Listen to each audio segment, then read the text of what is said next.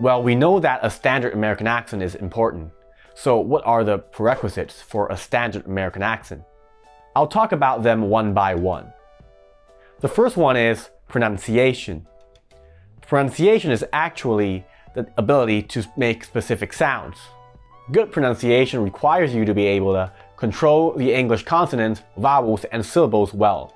If your pronunciation is not good, it's basically impossible to communicate properly with others. The second one is intonation. I bet you have met some people who pronounce as well but still have so-called accents and poor communication. Actually, yes, their pronunciation is fine, they just aren't aware of intonation. So, what is the use of intonation? Let's imagine in your native language, Chinese. If a person speaks Chinese without paying attention to the intonation, by here meaning the tones, can you communicate with them or her normally? I don't think so. You may ask, does English even have intonation? Yes. English has tones and stress. And the difference in tones and stress positions will affect the meaning you want to express. For example, yes, yes, present, present. The third one is connected speech. We'll start with a very simple and easy to understand example. Thank you. Why do we usually say thank you instead of thank you? This is one example of connected speech.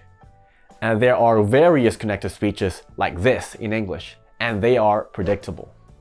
But if we aren't aware of connected speech, our speech will seem out of place and very unnatural, resulting in a so-called unpleasant accent. The last one is practice. This should need no explanation. Just like playing basketball. You may be good at running, dribbling, and passing, but you never practice shooting. You know how to shoot, and you keep observing people shooting, but you never practice shooting. Then when you have the opportunity to shoot during a game, it can be difficult and even very stressful to just shoot. The same goes for speaking English. So you need to practice. Let's review the 4 prerequisites for a standard American accent. The first one is pronunciation. The second one is intonation.